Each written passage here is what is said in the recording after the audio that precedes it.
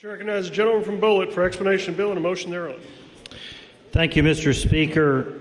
I would like to ask the clerk to report House Committee Substitute 1 to House Bill 146. Clerk, please report. House Committee Substitute 1 to House Bill 146. Gentleman from Bullitt. Move for its adoption. Motion is for the adoption of House Committee Substitute 1 to House Bill 146. Is there any discussion?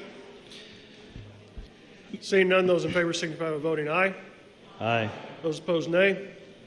House Committee Substitute 1 is adopted. Gentleman from Bullitt.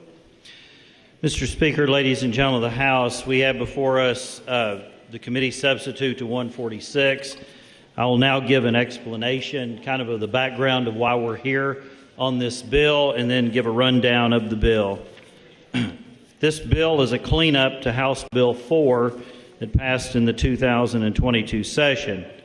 It includes several points of clarification and some technical revisions that we're seeking to implement in response to recommendations and requests from the U.S. Department of Labor. Unemployment compensation is a joint state and federal program, but the state does rely on approval from the federal government on any and all changes made to the program. States do have considerable leeway in crafting policy. We did this in 2022 with House Bill 4, but ultimately it must conform to federal UI law and regulations. The Department of Labor assists states in navigating these complexities by conducting routine reviews of change to state UI policy and offering technical feedback and recommendations for revisions. The Department of Labor at the federal level reviewed the new law, House Bill 4, and provided technical feedback in a letter that was dated March 25th, 2022. This feedback necessitated some technical changes to statute, and this bill simply provides those changes. Most of the changes are points of clarification and technical adjustments.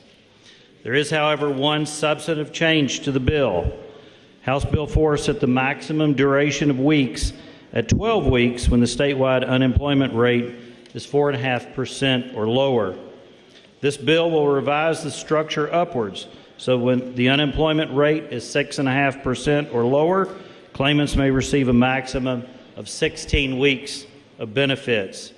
This change was not specifically requested or recommended by the U.S. Department of Labor, but is instead a response to a concern regarding House Bill 4's approach to setting the maximum duration of benefits for workers with a definite return to work dates. This bill will also take effect with a July 1st, 2023 effective date. At this time, I'll run down the committee substitute, Mr. Speaker, and briefly elaborate on the sections. Section 1 requires the Cabinet to notify eligible claimants of educational and workforce training opportunities or assistance. Section 2 clarifies the definitions of approved training program and enhanced federal benefits. Section 3 clarifies the definition of suitable work. Section 4 is the section that I referred to a few moments ago, where the new maximum duration of benefits is set at 16 weeks. It strikes language providing a minimum tax duration of 16 weeks for workers with a definite recall or return to work dates. Section 5 provides clarity to the Secretary on how to appropriately utilize work refusal information provided by employers. Section 6 clarifies what types of training programs workers receiving shared work benefits may participate in. Section 7 requires the Cabinet to share with the LRC any notification related to state conformity with federal UI law within 5 days of receipt. Section number 8 is a severability clause, which means that if any portion of the bill is struck down or for some reason cannot be enforced, it does not affect the entire bill. And Section 9 sets an effective date of July 1st, 2023 to align with the biannual review of the statewide unemployment rate which determines an eligible claimant's maximum duration of benefits. That is an explanation of the committee substitute to House Bill 146. Mr. Speaker, at this time I move for the adoption of House Committee Substitute 1 to House Bill 146. Question.